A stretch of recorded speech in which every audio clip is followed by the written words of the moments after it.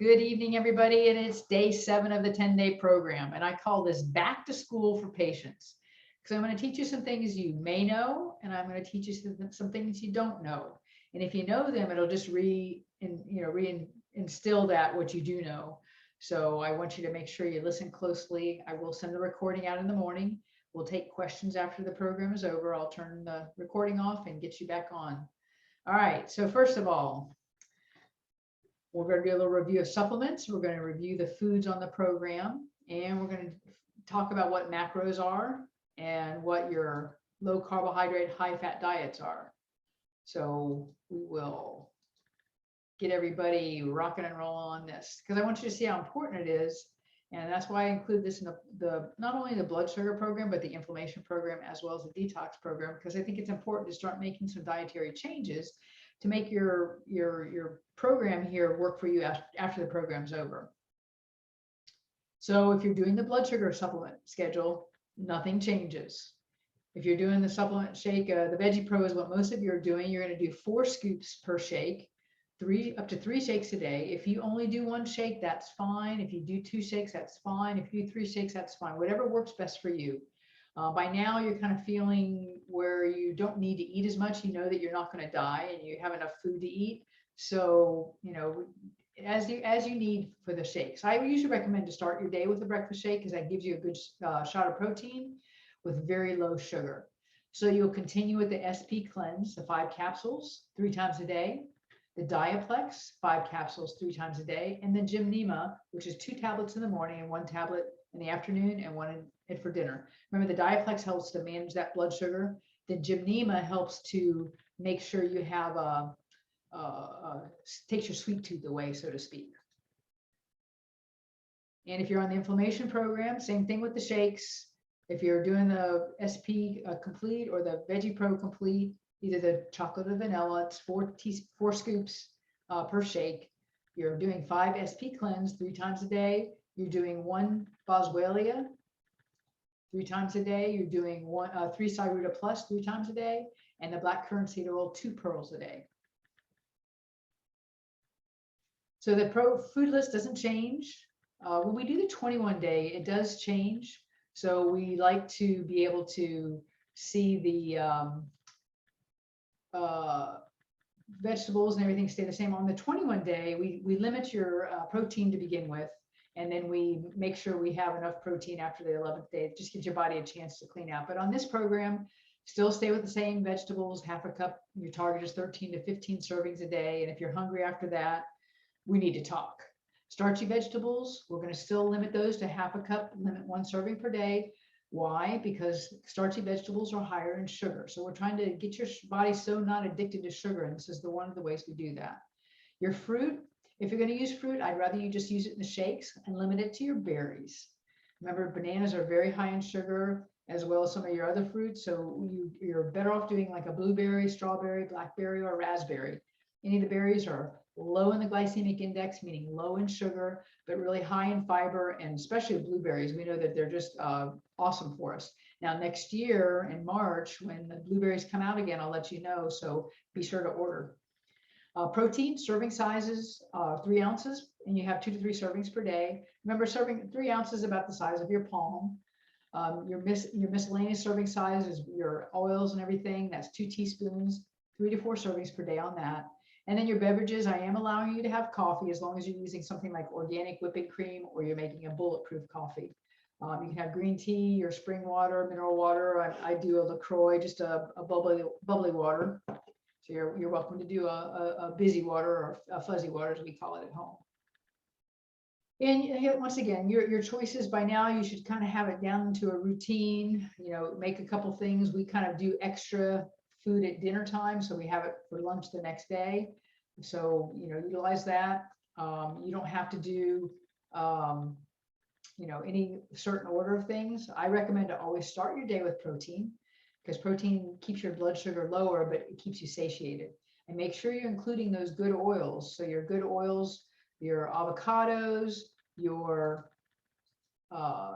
coconut oils, your grapeseed oils, your high oleic safflower oil, any of those oils like sesame oil, your olive oil, the grapeseed oil. Make sure they're expeller pressed and organic, especially coconut oil. You can go buy Luann's at Publix, and it's, you know, $6 a jar, but it's hydrogenated and it's not organic. So you're getting the cheap end of the deal. So still, you're allowed to have eggs. Avoid or limit your dairy other than the organic whipping cream, which really is only fat. So if you're lactose intolerant, you can have the organic whipping cream because it's just fat. It's the milk part that you would be have a problem with. So no fruit juices or energy drinks. And you can have, I'm letting you have coffee and herbal teas, and no caffeinated drinks, which, you know, your waters usually are not caffeinated. And when you get any of your cans or containers, make sure they say BPA free. That's bisphenol A. It's an endocrine disruptor. So you want to make sure that's not in the packaging that the foods are in that you're eating. We talk more about that on the 21 days. So we've got a lot to teach you. So here's your plate during the challenge. So you can see that we want most of it as veggies. We want some protein, and then your miscellaneous will be the other carbohydrates and some of your oils and fats. So by now you should have a pretty good feel of what to do, like a good shake in the morning and add your greens to it and some fruit to it. We add chia seeds, we add flax seeds, we have sesame seeds, and we add one more thing, sesame, chia, flax. I can't think of the other one, but we add all those seeds in there so that we can have, you get the benefit of those. We'll put some turmeric in. We'll also put we freeze our spinach and our kale. You can break off a piece and put that in. You literally don't taste it. Put some blueberries in for a little sweet to it. And that's really good in a vanilla shake. Chocolate, it's okay. I mean, chocolate shake, I'm just a mix it in a blender bottle kind of girl. All right, so macros. You hear this all the time. So we have macros and we have micros. So macro means big, micro means small. So your micronutrients are like your minerals. Your macronutrients are carbohydrates, fats, and proteins. So they're the big nutrients that we eat in a day. The micronutrients, we need a little selenium, we need a little copper, we need just a little bit of all of those. That's why we call them micronutrients. So your carbohydrates, fats, and proteins make up your macros or macronutrients. So when we look at carbohydrates, you have two types. You have a complex and you have a simple. 1 gram of carbohydrate equals 4 calories. Energy food, starch, sugar, they're the least expensive, they're plentiful and available, easily digested, widely distributed in plant food. So we can find them all over the place. But there's the best kinds and the not so good kinds. And when we look at macronutrients for the carbohydrates, you know, we have your legumes and your beans, your black beans, your lentils, but we have your pastas and your rices and potatoes and your fruits and some of your veggies. So we want to make sure the carbohydrates are balanced as far as low carbohydrate, but I'll give you a list on all that today. And I'll even follow up with it next week, or sorry, on Wednesday with a little bit more exact. So when we look at complex carbohydrates, that's what I want you to lean more to. I want carbohydrates that are nutrient rich and fiber dense. Now, I showed a picture of all complex carbohydrates, and there is some pasta in there, and there are some beans in there, and there are some chickpeas in there, but that doesn't mean we're going to have those right now. So if we're having them right now, we want to get those out of our diet because we're trying to break that sugar mold out of us. After the program, you can slightly add those things in as long as it adds up in your macros. So when we look at that, we're going to look at adding those things into our daily diet after you do the 10-day. And you can continue eating the way you are on the 10-day program as it is, because it's a great balance of foods, of carbohydrates and proteins and your fats. So when we talk about simple carbohydrates, we're talking about refined carbohydrates. And that's why we call them simple. And they're refined sugar and flours. And, you know, these are the foods that we're talking about, the foods that we think we need and that we think that taste good to us, but really destroy our system. So we want to definitely stay away from those, especially after the 10 days. So your brain only needs 20 grams of carbohydrates per day to function normally. 20 grams. The average American consumes 295 grams of carbohydrates per day. That's almost 1,200 calories. So if you don't utilize those carbohydrates, your body breaks them down into nice, neat little packages we call fat. Because if you look back here, you can see how see how big and bulky a carbohydrate is in the chain of things, of carbons, hydrogens, and oxygens. It's big and bulky, and the body can't process all that if you're not going to utilize it. So if you're not going to go out and run a marathon, then your body has to break all that down. And then the liver has to process all that. And that's why we get that belly fat around our midsection. So a lot of carbohydrates people are eating, we don't really need that. I'm not going to let you starve, though, I promise. So the next macronutrient are fats, and there are 3 types. There's saturated, unsaturated, and trans fats. 1 gram of fat equals 9 calories. So it's a great energy food. It supports cell growth. It keeps you warm. It helps you absorb nutrients. It also produces important hormones. So when we look at the fats over here on the left, you can see how nice and neat the saturated fats are. You can see the unsaturated fats have a double bond right here, which is perfectly normal. The trans fats, however, we have a double bond and it switches everything. So what that means is it takes a carbon and puts it where a hydrogen was and vice versa. So that's like taking your arm off and putting it where your leg is and taking your leg and putting it where your arm is. It's not even anything natural. So this is what they do to the fats in our foods that are sitting on the aisles, where like the breads and the cakes and the cookies, because it lasts a long time. It doesn't spoil because they've done this trans double bond, but it's hydrogenated. So our body has a terrible time being able to burn that off. So in the fact of, for instance, cellulite on women's legs, we all know what that's about. Well, that's really the trans fats that have been trapped in our body. And they are high boiling points. So they can take the boiling points up to 400 and 500 degrees. That's how they cook the French fries at McDonald's and Chick-fil-A and all those places. Our body temperature only goes up to 98.6, give or take a little bit. So our body will never raise up enough heat to burn that off. That's why we do a detox as well. The 21-day detox is really, really powerful at helping get rid of that cellulite. 10 days is a good start, and it's get you back on the wagon and get you in the right direction. But the 21-day is really where the big work gets done. So saturated fat examples are usually solid at room temperature. Remember animal fats, our moms and our grandmothers had lard on the stove that they would cook stuff in. They have more fatty acids than unsaturated. So meat, poultry, whole milk, eggs, cheeses, your whole cheeses, ice cream. I'm not saying you can have ice cream, real butter, some chocolates, coconut, and palm oil.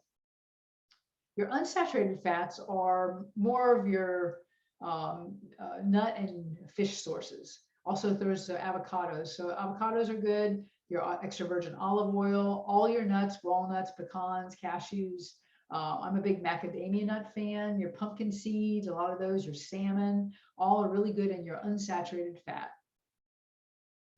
And then trans fat. Once again, this is a no-brainer. We know that these are foods that are cooked fast and they're cooked to last a long time so they can stay on the shelf longer.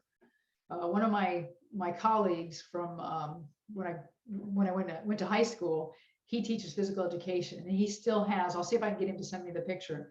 It's on a cake platter with a clear lid. He has a McDonald's hamburger and French fries that he's had for probably 10 or 15 years. And it virtually has not changed.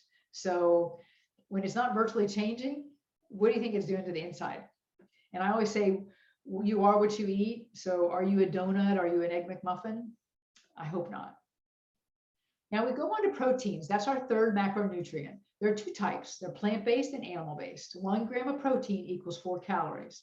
So when you look on a label, you'll see where it says carbohydrates 27 grams. Well, if you multiply 27 times 4, that gives you the amount of calories you're eating in that. So if you have 10 grams of protein, that's 40 calories. So your proteins are an amino acid structure. They have aminos, carboxyl groups and side chains of molecules. And these help to build and repair our tissues. They make enzymes and hormones. They build your bones. They build your muscle, your cartilage, your skin, and your blood.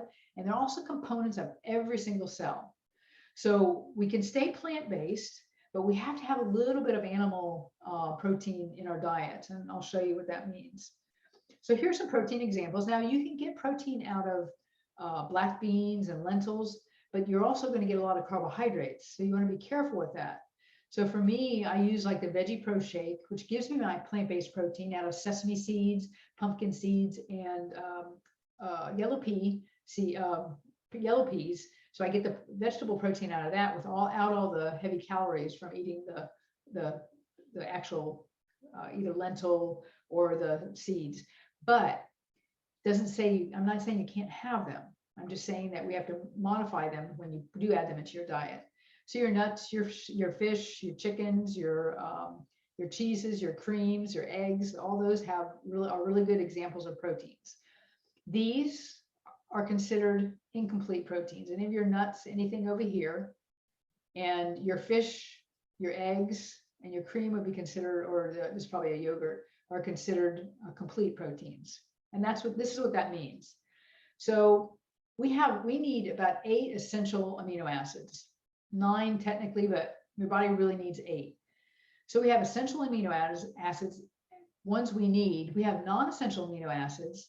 They're actually synthesized by our body, but the essential amino acids, our body can't make those. And that's why we call them essential. And the only way we can get them all is through an animal-based protein. I'm not saying you have to eat a whole cow. I'm saying once or twice a week, have a little piece of meat or a little piece of chicken or a little piece of fish. Doesn't mean you have to go overboard. So we've kind of moved our diet a little bit more plant-based, and we'll have some fish and some chicken and a little bit of, maybe once or twice a month, we'll have a little bit of beef. We get some grass-fed, grass-finished beef. But these are your building blocks for your body. So at night when you sleep, your body has to process that protein and break it down, and that's how your body repairs itself. So here's some common sources of your protein. And I kind of try to do it so you can see what serving size is. So 3 ounces is a deck of card, or the size of your palm. So your lean chicken, your turkey, beef, your fish, your eggs. And we're not doing cheese on the 10-day, but after the 10-day, feel free to add that back in. Tofu, just be mindful that you want to make sure it's not genetically modified soy. Low-fat milk, soy yogurt, soy and yogurt. I like our nut butter. Our nut milks, like we do a cashew and almond milk at home. So one of those 2 are fine, or coconut milk, hemp milk. Stay away from your rice and your oat milks because they're going to be a little higher in carbohydrates. Peanut butter, but yeah, it can't be Skippy or one of those because you know that they're going to have a ton of sugar in it and they're going to be made with a cheaper palm oil. And your nuts and seeds. So these are common sources. So you can see how much protein the animal protein would have compared to the plant-based protein. So you'd have to eat a lot more to get enough protein. And I know you're thinking to yourself, well, how much protein should I have? Let me just tell you. So let me show you what your macros should look like. So here's what I kind of recommend for the general population. You want to keep your carbohydrates 100 grams or less. Start with that, especially if you're a person that was doing 295 grams of protein. It's going to be hard for you to drop below that. So work on 100 grams of protein a day. I generally keep mine through the week at 50 to 75. During the weekends, I have a little bit more, but I use that. I don't overdo that. Your protein should be half your desired body weight in grams of fat. So if you weigh 170, but you want to be 150, half of 150 is what the amount of protein you'd have. So that'd be 75 grams of protein. And I usually do a range like 65 to 75. So you don't have to hit it exactly every day. If you're a female, same thing, male or female. So if you're 140 pounds and you want to be 120 pounds, you want to eat the amount of protein for the 120 pounds. Because if you continue to eat it for 140, you're going to maintain that 140 weight. So your fat is your desired body weight in grams. So if you want to be 130 and you're at 150, you want to eat 130 grams of fat. And you're thinking, oh my gosh, that's so much. Well, so my desired body weight is 130 pounds. So I eat 50 to 75 grams of carbohydrates, which is about 200 to 300 calories. I do my protein between 55 and 65 grams, which is 220 to 260 grams of calories. Is 260 grams of calories. And the fat is 130 grams, which is 1,170 grams of, calories, where you're like thinking, oh my gosh. But I'm telling you, if you eat that much, and I've been doing this since probably 2017 now, and really, really kind of fine-tuned it to kind of be just like this, which makes it super easy. And so you're getting your normal, the amount of calories you need in a day. So one, the advantage of having that much fat in your diet is you're not going to be hungry. I can blow out the cholesterol, article out of that's a non-negotiable. So when we look at blood work for my patients, we can look at why cholesterol is higher. It's usually because the HDL fat, which is the good cholesterol, is high, and the LDL is low, and the VLDL is very low. So if I haven't done a functional medicine workup on you, this is what I do. We take your blood work and we break it down to understand it to the nth degree. So energy balance. So this is a hard one because we've always heard, calories in, calories out, number of calories taken into the body as food versus the number of calories we expend or burn through exercise or just our everyday, life. So if it's a neutral balance, our weight stays the same. If we have more calories consumed than we expend, we gain weight. If we have more calories expend than consumed, we lose weight. So we have that balance, but it doesn't really work that way. So let's talk about that. So there's a book called Good Calories, Bad Calories. If you're not familiar with Gary Taubes, he's a great writer, great research writer, and he kind of goes into dealing with that conventional wisdom where, for all these years, we've been told, oh, you've got to eat low fat, high carbohydrates. And this all happened back in 1960 when Ansel Keys had the heart healthy diet. And honestly, it really just kind of bamboozled everybody because they went on this whole mission to do this heart healthy diet where, the people did get, the heart disease did go down, but because they didn't go down because of the diet, it went down because they had technology and they were doing bypasses and stents and all that kind of stuff. And that's why the risk of death went down, not because of the diet. So now they promoted things like, eating higher carbohydrates, and they're saying fat is bad. So people didn't eat fat. Well, in the 1951 textbook of Practice of Endocrinology, the prescribed diet was almost identical to the Atkins diet, which came around 20 years later. And their saying was foods need to be avoided are the following: bread and everything else made with flour, cereals, including breakfast cereals, and milk puddings. This is, back in 1951. I've never had milk pudding, so I can't tell you what it tastes like. Potatoes and all other white root vegetables, foods containing too much sugar, and all sweets. So candy, whatever you think is sweet, cakes, cupcakes, cookies, all that. Done. So they're saying eliminate that. And then you can eat as much as you like of the following foods: meat, fish, and fowl, all green vegetables, eggs, dried or fresh. Now, this is what they said in the textbook, so I'm not sure what dried eggs are. I've never eaten dried eggs.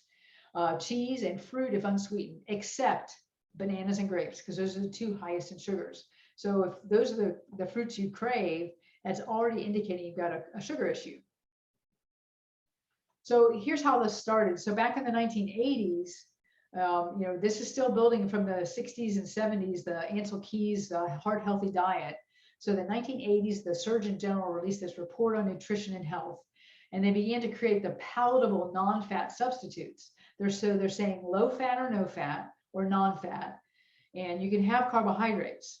So billions were spent on marketing these less the fat is good health message. And so then they took foods, and instead of them having fat in them, which tasted like crapola, they had to put sugar in them to make them taste good. So then the U.S. Department of Agriculture has a booklet on guidelines in the food pyramid, and they recommended to use fat and oil sparingly, increase to 6 to 11 servings per day of pasta, potatoes, rice, and bread. Obesity levels surged over 30% by 2004. 1 in 3 Americans were considered clinically obese. So this heart healthy diet has made everybody fat, and the heart is not much better. So because now we've got obesity and we have hypertension and all the things and diabetes that all go along with that.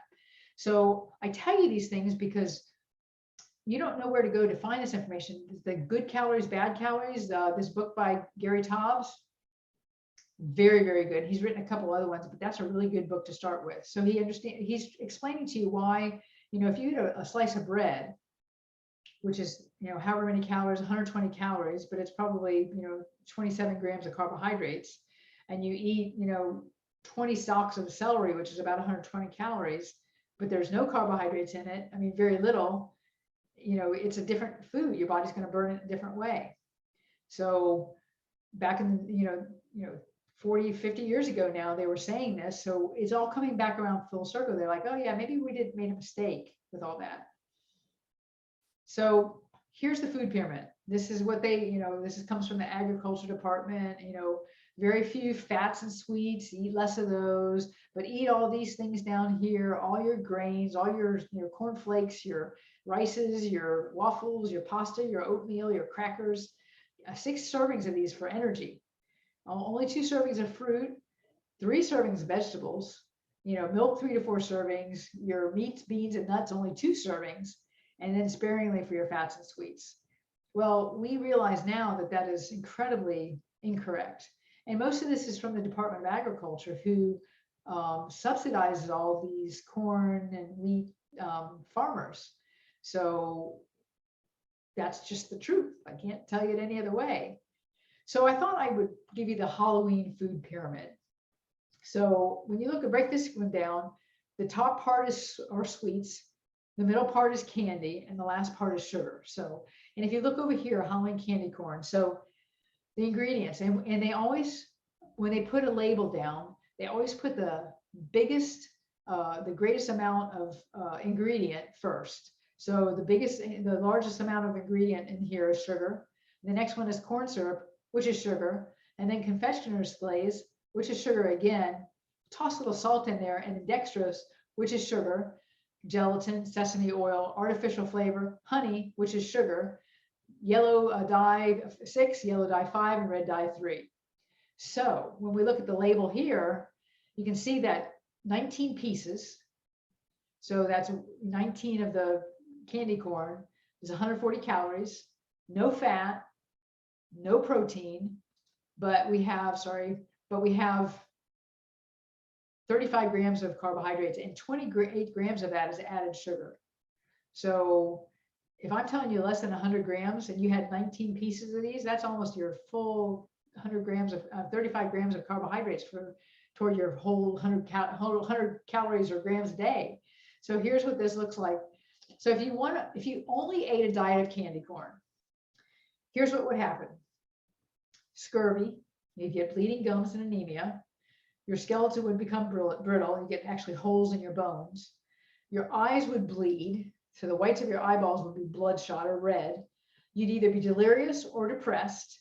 You would have impaired wound healing. Your intestines would become inflamed. Your pancreas would be intolerant to insulin. You become diabetic type 2. Then diarrhea rear ends you, and malnutrition ends you. And then you have a risk of falling into a diabetic coma, and of course, last of all, death. Luckily, we do have a mechanism in our system that will kind of make us, it's called a monotony. I call it a monotony, monotony phase or monotony phenomena. And that means that your body gets bored with the same thing all the time, and then you have to move to something else. So you probably won't die of candy corn, eating too much candy corn, because your body will say, stop, I've had enough. But we don't want you looking like this guy. So I kind of put together all the Department of Agriculture's, their nutrition policy and promotion. You can see how it's changed over the years.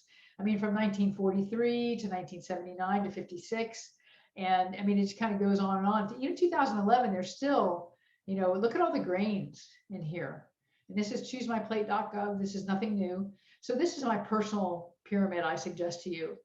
1, stop buying junk food. 2, if you're fat, try to eat less, and exercise.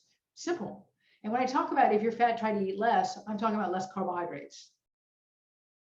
So this is more what I like to see as a food pyramid. Water, lots of veggies, some meat and fish, a little bit of fruit, some nuts and oils, and your spices. If you're eating those foods, what I call 1 ingredient foods, you're going to be golden because they're nutrition rich and fiber dense. So that's where we want to look at our diet. And that's what we kind of get you back to when we do the 10-day.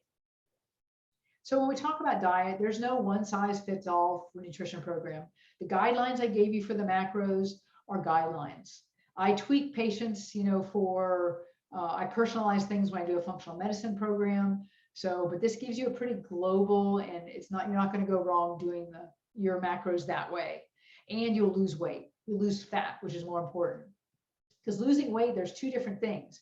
You can be losing fat or you can be losing muscle. So we want to make sure you're losing fat and maintaining muscle, especially as we age. So we want to choose the macros that optimize your needs. We want to look at the quality of the food, which is most important. We like those one ingredient foods. If you have to read a label and it has more than one ingredient, that's what I'm talking about. If you pick up a head of broccoli, there's no label on it because you know it's broccoli. If you pick up broccoli chips, it's going to have a whole host of ingredients because it's not just the broccoli. You want to reduce and remove your refined flours and your overprocessed and low nutrient foods, and proper hydration is really key for healthy living and just overall health. So the other thing I always have to incorporate here is exercise, because the two things that we all can do, and we have a choice to do these, is exercise and eat properly. Remember what I said the other day is that, and I know it sounds terrible and I always apologize for it, but whatever you put in your mouth is either an act of nutrition or an act of suicide. It's your choice. I choose to put good food in. That doesn't mean I'm perfect in everything I eat, but I don't never say I'm perfect, but I eat really well. And even if it's a junk food, it's still going to be a quality, it's going to be organic ingredients, and I'm going to, pick the best. But a regular habit of exercise is super necessary. If you don't know how to do it, invest in instruction, get a trainer, go to a gym, have them teach you, go to a Pilates class, go to a yoga class, pick something that you like. If you don't like running, don't run. If you like to ride a bike, ride a bike. So pick something you like to do. Certain exercise will be very good for spine conditions, but possibly harmful for others. So you need to have some expertise if you don't have some now. So an exercise professional is always your best choice. If you ask us at the office, we can point you in that right direction.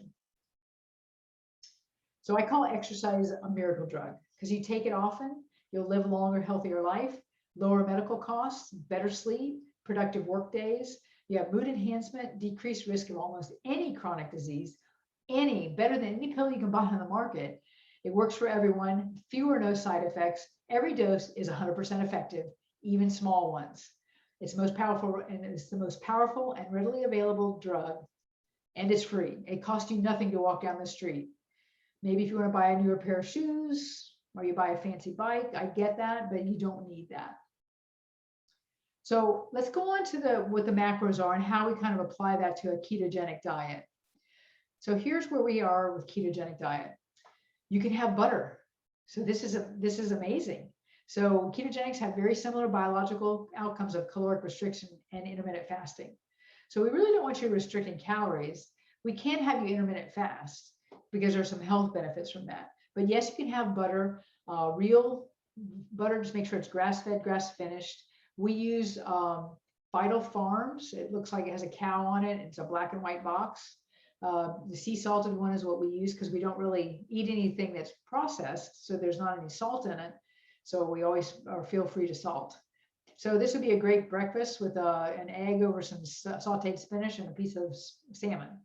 I mean, those are simple. And our keto style pizza. And see my new little pizza cutter? That's thanks to Tina Miller, my office manager at Winter Park. So this is our keto style pizza because we're doing the 21 days, so we can't have cheese on ours. So that's just a tomato sauce with some mushrooms and some olives, jalapeno olives, which are really good. And the crust is, I made it, I've only made this one time, so I don't know if I'd recommend that one particularly, but there's a couple different crusts you can make. So why do we do ketogenic? So scientists speculate that metformin, which is what we give patients who are diabetic, interferes with a normal aging process called glycation, but so does a ketogenic diet. So glucose combines with proteins and other important molecules, and that gums up their normal workings. So metformin is particularly striking because it helps people with diabetes, even if it's well controlled. But typically, some have shorter lifespans than their healthy counterparts. So for me, I don't really want to choose metformin. I'd rather choose a diet that I can eat what I want. So when we talk about ketosis and lower blood sugar, researchers found that type 2 diabetics who took the drug metformin lived on an average of 50% longer than a group of healthy people who did not suffer from metabolic disorder, but were similar in all other respects. So the benefit of metformin is the same as ketosis. So I'd rather not do the metformin. So the ketogenic diet, or keto for short, is a low carb, high fat diet, and it offers a lot of help. It was originally founded for children with epilepsy. And to this day, there's published medical reports about the effect of epilepsy and ketogenic diets, how people that are pharmacoresistant for epilepsy, they can't find a medication to work, they'll put them on a keto diet and it'll help to resolve their seizures. So studies show that this type of diet can help you lose weight and improve your health. And it may be even beneficial against diabetes, cancer, epilepsy, and Alzheimer's disease. Remember, we talked about Alzheimer's disease being type 3 diabetes. So it drastically reduces your carbohydrate intake and replaces it with fat. So this reduction in the carbohydrates in the body puts you into a metabolic state called ketosis. Now, to go into ketosis is very challenging. I'm not asking you to do that. In my severe cases of patients that need to make a really major change, we do that initially. But if you just go with a low carb, high fat diet, it's going to be perfectly adaptable for you. So your body becomes very efficient at using fat for fuel, and you can turn fat into ketones in the liver, and that can supply energy for the brain. Remember, the brain only needs 20 grams of carbohydrates a day. The average American eats 295 grams of carbohydrates a day. And look around, go to Disney, go to Walmart, go to the grocery store. I mean, it's almost sometimes embarrassing. I feel, I walk in someplace and I feel like a minority now because I'm the only one of normal body weight. And that's so sad to me. And I teach these classes so that I maybe touch one of you, or if you know this already, you can touch somebody else and help them. So ketogenic diets cause massive reductions in blood sugar and insulin levels. So you don't need metformin. So that's the whole benefit of the keto, one of the big benefits of the ketogenic diet. So for me, no metformin. The side effects of metformin I won't go into, but they're ghastly, and diarrhea too. So here's types of ketonic diets. So a standard ketogenic diet is 20 to 50 grams of net carbs per day. So when I work with patients individually, I give them an app to be able to check all that. Targeted ketogenic diet is 25 to 50 grams or less of your net carbohydrates, 30 minutes or 1 hour before your exercise. This is what athletes or high activity patients do. And a cyclical ketogenic diet, you eat low carb keto for several days, then a couple of days of higher carb. I don't really recommend this unless you're at your normal body weight. So like I said, I kind of have blended it with working with patients, with the work with myself, keeping it that under 100 grams of carbohydrates and your body fat equal to, your body weight that you want to be equal to your grams of fat.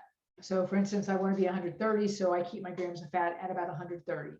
And that's not that hard because remember, it's 9 calories per gram. So it's a lot of calories, but it's not hard to do. So here's some specifics. So a standard ketogenic diet, this is very low carbohydrate, like usually to get you into ketosis, less than 20 grams, moderate protein and high fat. It typically contains about 75% fat, 20% protein, and about only 5% carbohydrates. So how do you get started? So you can start after you finish the 10-day. We'll talk a little bit more of this on Wednesday. You want to eat less protein because protein still raises your blood sugar. So we still need it to build the muscle, but we don't want to do too much to spike the blood sugar. We want to eat more fat. So avocados, egg yolks, homemade mayo. Mayo is just eggs and oil, and you can make it with extra virgin olive oil. Homemade dressing, hollandaise, olives, organic heavy whipping cream, your grass-fed butter, put that on your vegetables and your meat. When I cooked the steak the other night, we had grass-fed, just finished filet. I used ghee on it. I kind of perforated the steak, put ghee on top, and then I put my garlic and my onion powders on it, and salt and pepper. So then you get that nice flavor in there. Cutting the carbs, so people usually don't get into ketosis unless they eat between 30 and 50 net carbs. I'm not asking you to do that. If you want to go stricter, when I have somebody that's very severely insulin resistant, then we will do that. If you stay under 100 grams, I guarantee you'll be happy.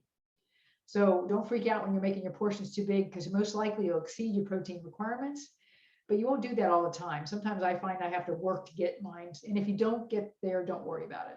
But ketosis is a natural way to reduce your hunger, which is one of the things I really like about it. for me, I think what I say to patients is I don't have an appetite. But what that means is I have time. I don't get hungry. I have time to make the decision of what I want to eat. So I'm not standing at the microwave saying, hurry, or eating the first thing I can come to in the refrigerator or the cabinet. And plus, if you don't buy it, it's not in there. And I'm just not one to stop at the corner store and buy something that's bad for me. So I think it teaches you to eat more intuitively. To try to sit down, pay attention to the flavor of the food, especially if you spend 30, 40 minutes making it. You don't want to wolf it down in 5, 10 minutes. And then relax and sleep. Part of losing weight is about balancing hormones and including cortisol. Cortisol, leptin, and ghrelin are very important in us losing our body fat to maintain body fat. Cortisol is what happens when we're stressed and we're not sleeping. And leptin and ghrelin that happens when we eat. So our body, leptin kind of tells the body, okay, you don't need any more, you've had enough. Ghrelin says we need some. So we want to keep those in balance. And it takes a couple weeks for that high fat, low carb eating kind of kick in to get you in that zone so you can kind of feel good. But here's some websites you can look at. There's a book called Keto Clarity, a really good book, dietdoctor.com. That is a paid for website, but it's got a wealth of information. drberg.com, he's got some great information. You just type in intermittent fasting. I mean, these are videos I should do, but he's already done them, so you get this. And Dr. Google, just make sure you check with us a little bit before you go off and do things too crazy. So this is kind of what I would call a keto diet food list, like a grocery list.